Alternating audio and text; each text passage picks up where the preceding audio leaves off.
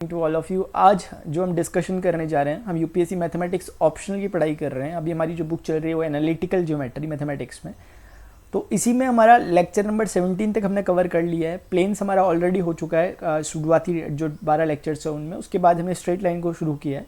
मैं आपको कॉन्सेप्ट करा रहा हूँ, उस पर बेस्ड एग्जाम्पल करा रहा हूँ, और अगर कोई उसमें डिफरेंट पैटर्न बन सकते हैं तो वो कराते हुए चल रहा हूँ। अगर आप जो मैं करा रहा हूँ एग्जैक्टली से फॉलो कर रहे हो, इन क्वेश्चंस को प्रैक्टिस कर रहे हो, आपकी 100% तैयारी हो रही है। बाहर से एज सच कुछ पढ़ने की आपको ज़रूरत नहीं है, यही सफिशिएंट होता है। ठीक है, बस आप लेकिन इसको प्रैक्टिस जरूर करते रहना, क्योंकि क्वेश्चन हाथ से फिसल जाते हैं, फिर धीरे धीरे ऐसे ऐसे समय आगे बढ़ता रहता है। हो सकता है अभी आपको समझ में आ रहा हो, लेकिन बाद में आप उसका पैटर्न ना कैच कर पाओ, इसलिए ध्यान से एक रिवीजन जरूरी है।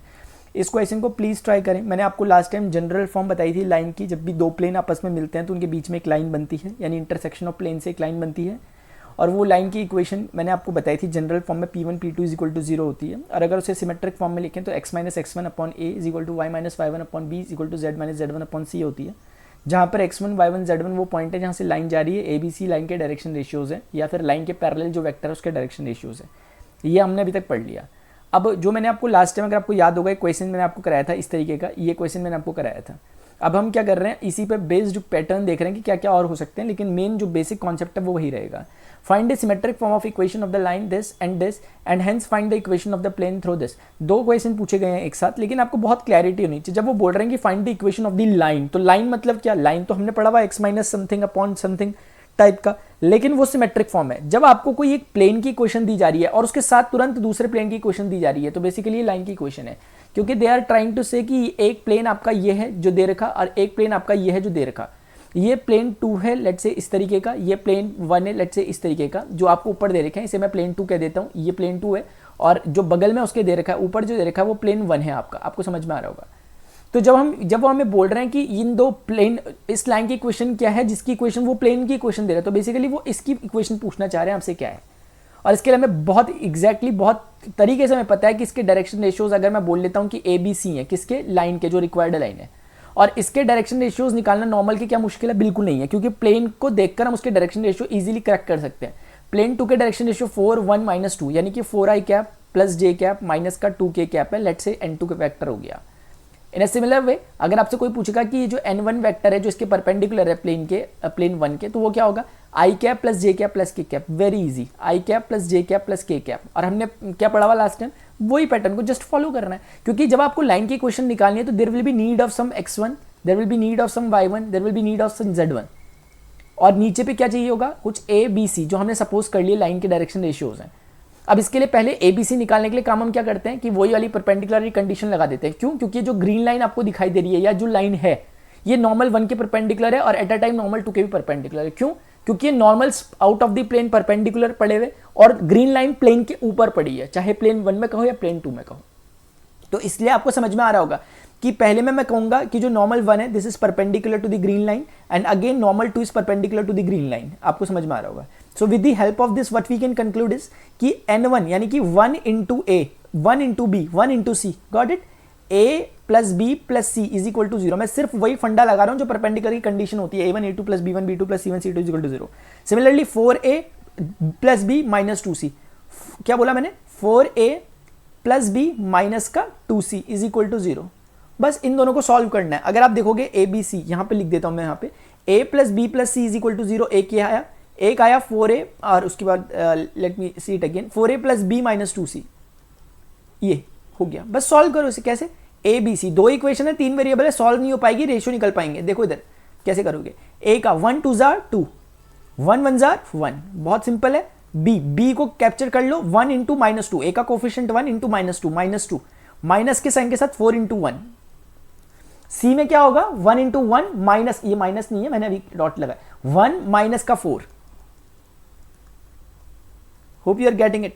a upon this and minus 6 का प्लस 6 हो गया, c अपॉन 1 माइनस c, ये हो गया। If you want then you can also write it like 3 कम 3, 3 दूनी 6, और उसके बाद फिर 3 कम 3 अगेन। ठीक है, ये हो गया। प्लस माइनस की कोई प्रॉब्लम नहीं है, कोई इसका आंसर 1 - 2 1 भी बोल सकता है, एक ही बात है, उसने नेगेटिव से मल्टीप्लाई कर दिया। तो हमें जो ABC की वैल्यूज चाहिए वो मिल गई है, क्योंकि जब आप ABC को अगर आप इसको मान लेते हो, बोल दोगे minus lambda, 2 lambda, minus lambda type अगर कह भी देते हो तो रेशियो कट जाने वाले हैं लैम्डा लैम्डा से, तो हमें एक तरह से ABC मिल गया। रही बात x1 y1 z1 की, उसके लिए क्या करेंगे, उसके लिए हम वही पैटर्न को फॉलो करेंगे जो हमेशा कहते हैं।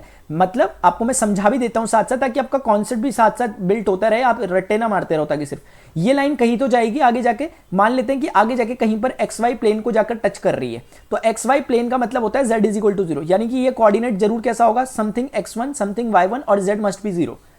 वो लाइन ना कहीं जाके XY को अगर कट कर रही है, जरूरी नहीं है XY को, ZX को किसी को भी देख सकते हो आप, तो आपके आंसर अलग अलग आ सकते हैं, इसमें कोई फिक्स आंसर आने की जरूरत नहीं है, क्योंकि ऐसा तो है नहीं ना कि कोई लाइन किसी एक ही तरह के पॉइंट से गुजरती होगी, लाइन तो पता नहीं कितने पॉइंट से गुजरती है, तो आप पे डिपेंड करता है कि आपने किस तरीके से सॉल्व करा है क्वेश्चन को। फिलहाल जब मैं देखूंगा तो मुझे कुछ नहीं करना, जो ये इक्वेशन है इसमें मुझे क्या करना है, जो दो इक्वेशंस दे रखी हैं आप अगर देखें ध्यान से, x plus y plus z plus 1 equal to 0, मेरी जो लाइन की इक्वेशन है वो कैसी दिखनी चाहिए कायदे से, ये हो गया P1 और ये क्या हो गया, आप मेरी बात समझ रहे होंगे यार, 4 1 -2, देखो ये आपको बहुत क्लैरिटी होनी चाहिए कि P1 P2 ये क्या निकला हुआ, ये लाइन की इक्वेशन निकली है, और ये है P1 और ये है P2, और वो जो मैंने सामने लिखी है वो है लाइन की इक्वेशन जो मल्टीप्लाई करके मैंने लिखी हुई है। मैंने सही लिखी हुई है, नहीं मैंने गलत लिख दी, +2 था यहाँ पे क्या है, +2 है।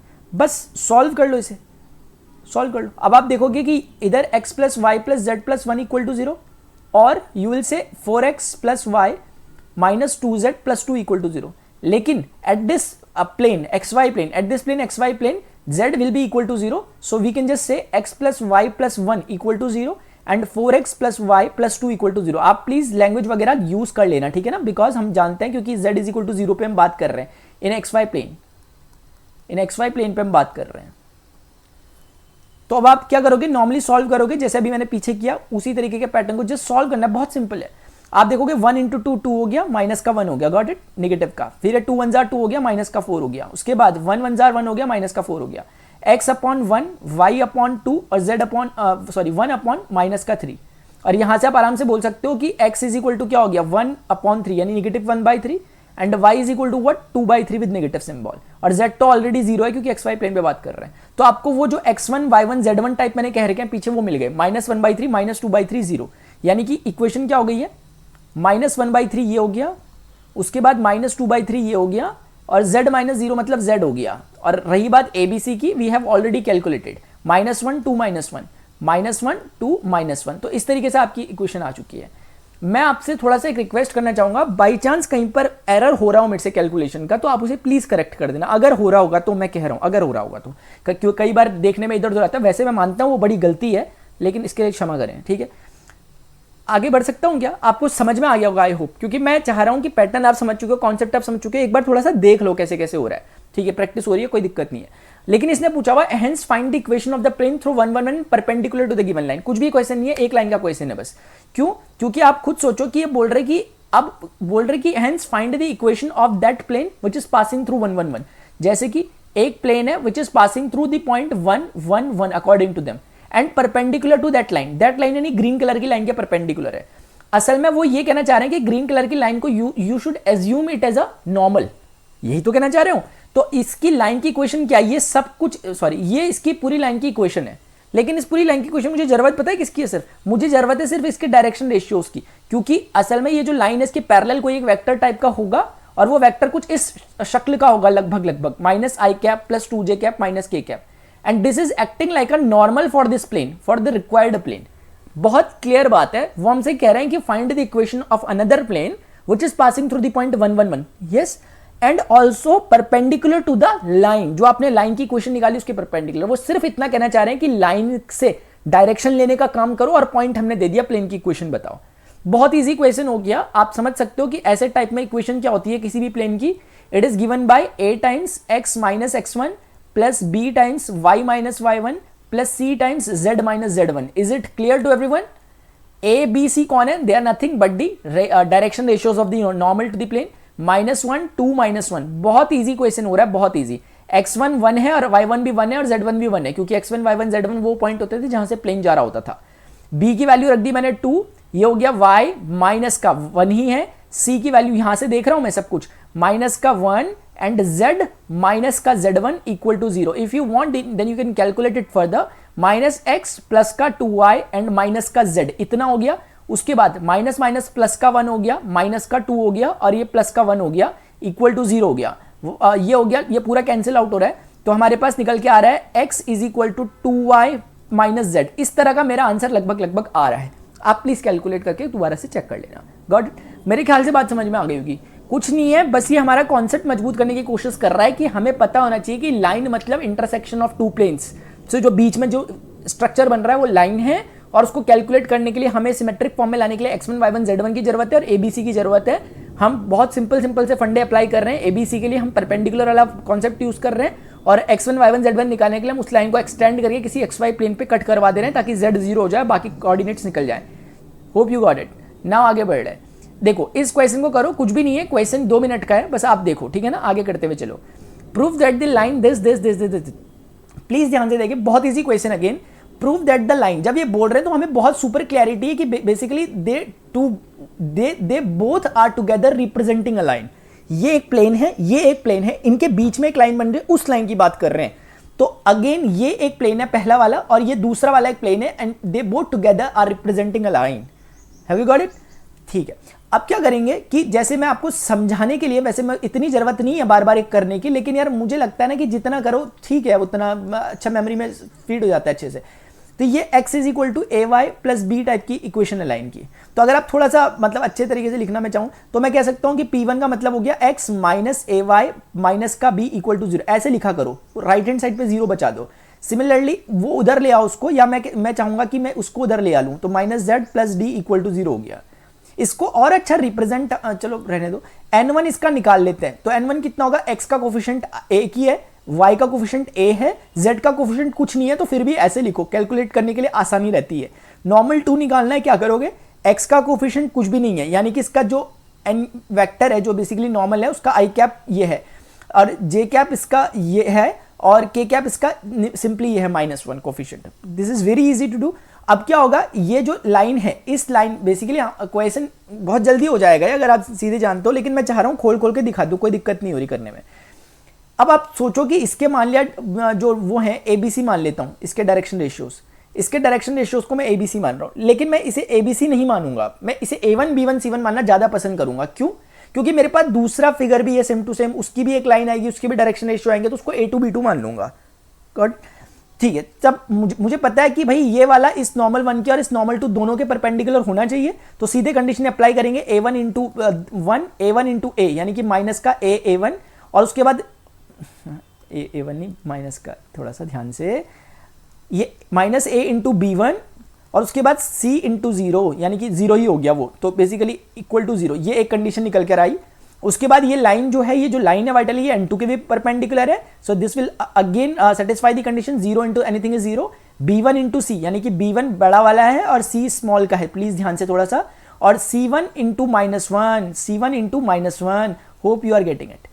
अब ये दो जो चीजें लिख रखी हैं, इनमें से कुल मिला के चीज समझ में आ रही है कि माइनस का A1 A B1 is equal to 0 है, और B1 स्मॉल c माइनस का C1 इक्वल टू 0 है. ये फिलहाल कर लेते हैं आगे क्या हो रहा है. देखो प्लानिंग बहुत सिंपल है, मैं आपको बता देता हूं क्या करना क्या वाले हैं.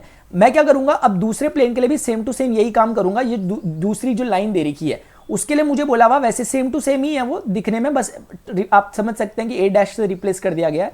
ये वाला z is equal to C dash y plus D dash है. Got it? अब इस लाइन की क्वेश्चन के बारे में अगर मैं कहूं तो मैं कह देता हूं A dash B dash C dash. अच्छा, वो अगर हम माने उसे A1 B1 ना मान के ABC भी मानते तो भी चलता, और ज्यादा अच्छा लगता देखने में, ABC और A डैश B डैश इस टाइप का. ठीक है, मेरी बात समझ लो. चलो मैं इसे कर लेता हूं, मेरे पास ऑप्शन है तो मैं कर लेता हूं. मैंने इसे ABC ही रहने दिया क्योंकि अच्छा पैटर्न बन रहा है, वो A dash B dash C dash बोलने में अच्छा लग रहा थोड़ा सा. ठीक है, अब कुछ नहीं करना, आपको जस्ट वही चीज अप्लाई करनी है, क्योंकि इसका normal vector we can easily calculate. कितना होगा इसका नॉर्मल वेक्टर, कितना हो रहा है ध्यान से देखो. अब वैसे कोई फर्क ज्यादा आ नहीं रहा है, लेकिन फिर भी चलो देख लो. इसका x कोफिशिएंट 0 है, y कोफिशिएंट C डैश है, और z कोफिशिएंट इसका 1 होगा नेगेटिव का. तो ये बन रहा है जैसे इसका 0C -1 बनना था, इसका 0C डैश -1 बन रहा है. इसका नॉर्मल वेक्टर कितना बन रहा है, x का कोफिशिएंट 1 है, और वो हो गया माइनस का A डैश, और वो हो गया आपका 0, क्योंकि उसका कोफिशिएंट कुछ भी नहीं है. आई होप आप मेरी बातचीत समझ पा रहे होंगे. जैसे इसका कितना बना 1A1 सॉरी 1a0, इसका बना 1 माइनस a डैश 0। मुझे नहीं लगता आप कॉम्प्लिकेट कर रहे होंगे यार, कर तो नहीं रहना कहीं यार, नहीं करना चाहिए ठीक है वैसे आपको, क्योंकि ऐसी कुछ बातचीत चल नहीं रही वैसे यहाँ पे खास, वो चीज़ें थोड़ा फैल गई हैं वो बात अलग है। कुछ मत करो, फिर से इस लाइन के लिए वही पैटर्न को फॉलो करो, और मैं तो डायरेक्टली कह सकता हूँ सिमेट्री वगैरह से कि भैया यहाँ ए के प्लेस पे ए डैश आ जाएगा, ए के प्लेस पे ए डैश आ जाएगा, और बी के प्लेस पे यहाँ पे बी डैश आ जाएगा, इक्वल टू 0 बनेगा, क्योंकि सेम टू सेम हो रहा है इसलिए मैं डायरेक्ट कॉपी कर रहा हूँ, आप भले ही मत करना ऐसे। और ये हो जाएगा c dash is equal to 0, मैंने एक्जैक्टली कॉपी कर दिया सब कुछ।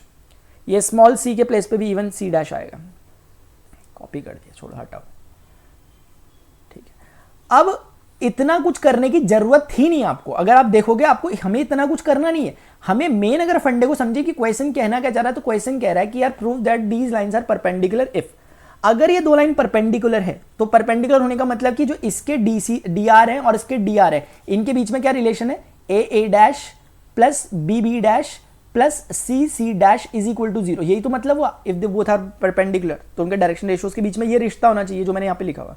अब आपको कुछ नहीं करना, अगर आप A dash B dash C dash की वैल्यू को ला के यहाँ पे डालते रहोगे, जो भी आंसर आएगा वो कंडीशन होगी आपकी, और क्या। अब एक बार कोशिश कर लेते हैं क्या हम कर पा रहे हैं, क्या समझोगे थोड़ा सा, ठीक है। देखो अब थोड़ा सा कैलकुलेशन करना पड़ेगा हमें, इन दो शुरुआती क्वेश्चन को अगर हम यहाँ पे लिख दें तो a माइनस ए बी को मैं ऐसा बोल सकता हूँ, ये पहली वाली लिख दी मैंने, बहुत ईजी है चिंता मत करो, बी सी माइनस सी, यानी कि बी सी यानी कि capital C is equal to c into b, ऐसा टाइप का ये हो गया ठीक है। अगर हम इसे डिवाइड वगैरह कर दें, मुझे लग रहा है ये काफ़ी ईजी हो जाएगा, A upon capital C is equal to small a upon small c हो रहा है, या दूसरे शब्दों में कह सकता हूँ कि A upon small a is equal to capital C upon small c type का ही पैटर्न निकल रहा है। समझ में आ रही बात आपको। रही बात बी की, तो वो हम अभी कर देंगे उसका हिसाब किताब, अभी बी बराबर बचा हुआ कि बी बराबर समथिंग कुछ होना है यहाँ पे कुछ होना है। यही चीज सेम टू सेम हम दूसरे वाले के लिए भी कर रहे हैं, दूसरा वाला यानी कि ये वाले के लिए, इसको भी सेम टू सेम वहां पे लिख दो, तो ये चीज ऐसी बन रही है, A dash is equal to A small a dash capital B dash और capital C dash is equal to small c dash और कैपिटल का बी डैश। अगर हम इसको दोनों को फिर से ऐसे ही करते हैं जैसे हमने लास्ट टाइम किया, तो ये हो जाएगा a dash upon c dash, और and if you want then you can write it like a dash upon a dash capital का सी डैश अपॉन स्मॉल का सी डैश, कुछ बी अपॉन समथिंग कुछ बचा हुआ है। अब हम ऑलरेडी अपनी प्लानिंग कर चुके हैं कि हमें क्या करना है, इन दोनों का मल्टीप्लाई, इन दोनों का मल्टीप्लाई, इन दोनों को मल्टीप्लाई जोड़ देना है। थोड़ा सा एक कैच यहाँ पे आ रहा है कि यार capital b is equal to क्या रखूँ, तो क्या आप सोच सकते हो कि कैपिटल बी के प्लेस पे मुझे क्या रखना चाहिए। वैसे तो समझ में आ रहा है कि सिमेट्री वगैरह बोल रही है कि यहाँ पे आपको ये रखना चाहिए, अगर आप समझ पा रहे हो।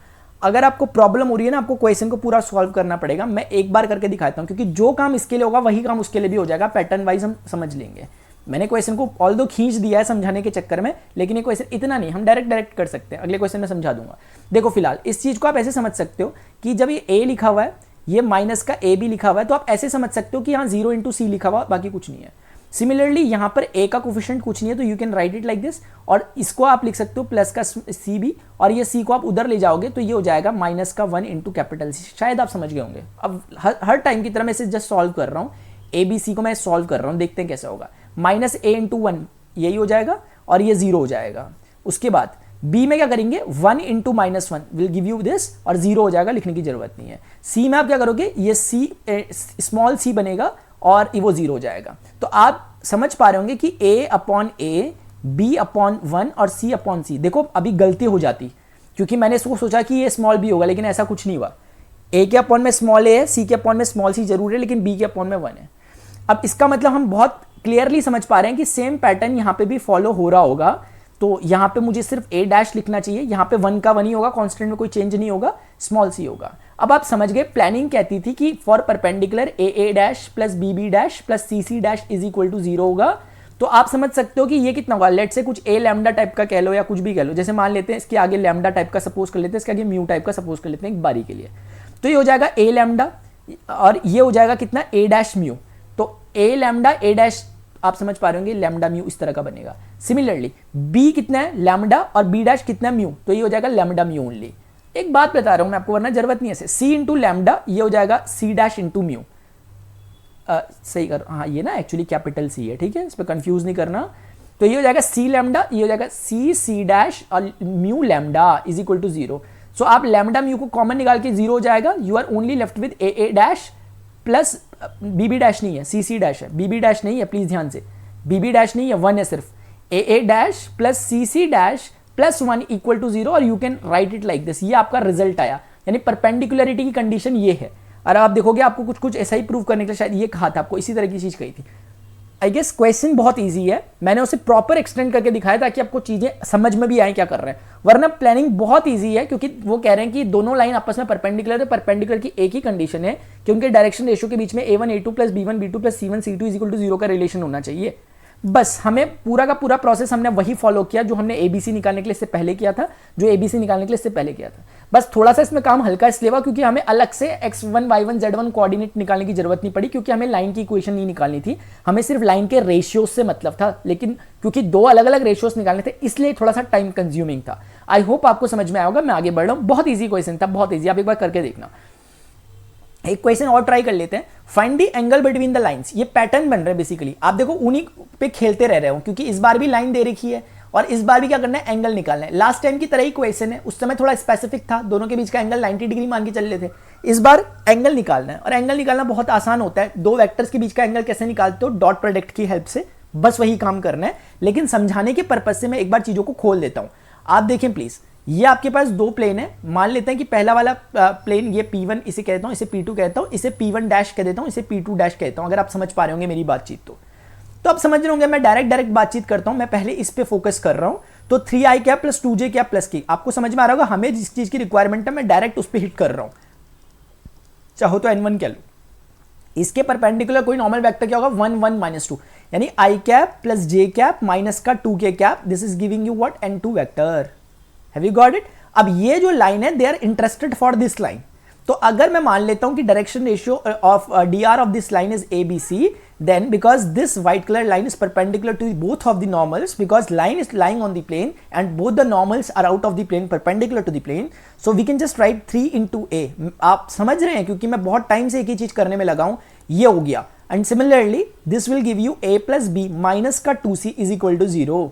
और हमें सोचना पड़ेगा हमें जरूरत किस चीज की है, हमें जरूरत है ABC की और दूसरे वाले में A dash B dash C dash की, तभी हम उनके DRs के बीच में एंगल निकाल पाएंगे। तो मुझे बहुत समझ में आ रहा है कि A B C कुछ नहीं करना, इनकी वैल्यूज निकालनी है और कहूं तो रेशियोज निकालने। देखो कैसे करोगे, बहुत ही ज्यादा ईजी होने वाला है क्योंकि एक सेकेंड, क्योंकि आप देखोगे 2 इंटू 2 विद -4 हो जाएगा और ये 1 इंटू 1 लेकिन नेगेटिव का हो जाएगा। और उसके बाद यहां पे ऐसे करोगे, B में 3 इंटू 2 विद नेगेटिव सिंबल 6 हो जाएगा एंड 1 1 जार 1 हो जाएगा। C में क्या करोगे, C में 3 1 जार 3 एंड 2 1 जार 2, 3 माइनस 2 1 होता है, सिंपल लिख दिया मैंने। अब आपको समझ में आ रहा होगा कि माइनस का 5 हो गया यहां पर और यहां पर माइनस का 7 प्लस का हो गया और ये 1 हो गया। तो कुल मिलाकर हमारे पास जो रेशियोज वगैरह आए हैं वो मैंने आपके सामने लिख दिए, कितने, माइनस का 5 7 एंड 1, माइनस का 5 7 एंड 1। अब मैं इसको यहां से सेव कर दूंगा और आगे बढ़ता हूं क्योंकि अब मुझे पता है मुझे सेम प्रोसीजर, एग्जैक्ट प्रोसीजर को फॉलो करना है दूसरी की निकालने के लिए इक्वेशन। अब दूसरी इक्वेशन निकालने के लिए फिर से प्लेन, इस तरह का प्लेन है, इस प्लेन में इसका नॉर्मल वेक्टर कितना होगा, 2 -1 -1, यानी 2 -1 -1, चाहो तो इसे n1 डैश कह दो समझाने के लिए। इसका नॉर्मल वेक्टर लेट से कुछ इस तरीके का है, तो देखने से क्या पता चल रहा है, 7 10 है ना, मेरे ख्याल से 10 ही है यार, ठीक है मान के चल लेते हैं 10 ही है। 7 i कैप प्लस 10, वैसे तो 10 ही दिख रहा है, ये हो गया। अब इसमें क्या हो जाएगा, इसके मान लेते हैं dr a dash b dash c dash हो गए। Have you got this point. फिर से एग्जैक्ट प्रोसेस, हमें पता है हम क्या कर रहे हैं, हम रोबोट नहीं है यार, ध्यान रखना, हम पैटर्न फॉलो नहीं कर रहे, सिर्फ हमें एग्जैक्टली पता है कि हम क्या कर रहे हैं, ठीक है। हमें पता है कि भैया हम ये नॉर्मल परपेंडिकुलर ये सब बातें हमें पता है। तो a डैश मल्टीप्लाई होगा 2 के साथ, तो that will give you 2a dash minus का b डैश एंड माइनस का c dash is equal to 0। ये पहले के साथ कंपेरिजन किया, दूसरे के साथ कंपैरिजन करूंगा, we are getting 7a dash plus का 10b डैश एंड माइनस का 8c dash. Hello, have you got it. अभी कुछ नहीं करना, फिर से a डैश b डैश और c डैश लिखना है और जस्ट सॉल्व कर देना है क्रॉस मल्टीप्लिकेशन के मेथड से।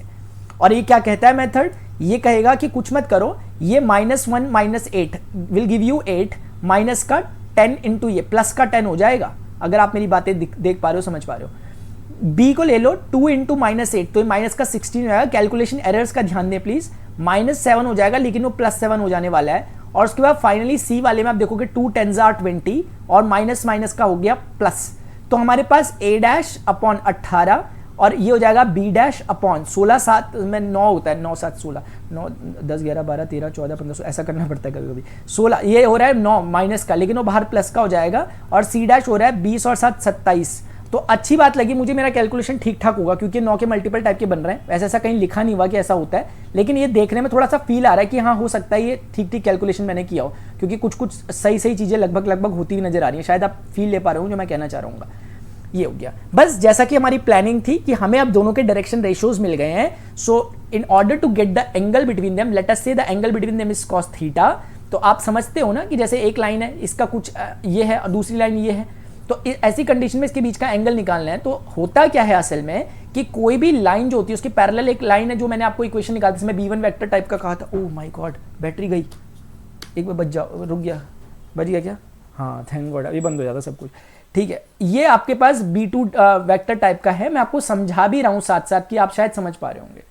जब भी हम लाइन की इक्वेशन वगैरह निकाले थे, देखिए वी आर, जिसने मेरे साथ शुरू से पढ़ा है ना उन्हें समझ में आता रहेगा।